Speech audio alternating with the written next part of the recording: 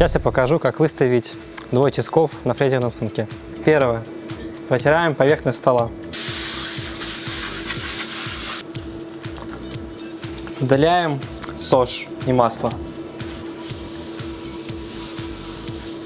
Шаг второй. Устанавливаем тиски. Шаг третий. Устанавливаем индикаторную стойку. Шаг четвертый. Выкатываем губки тисков. Даем небольшой натяг. Прокатываем первые тиски. На половину погрешности от первого угла второго на половину от этого значения, которое у нас получилось. Подбиваем. Корректируем, чтобы было комфортно считать. Покатываем еще раз. Затягиваем первые.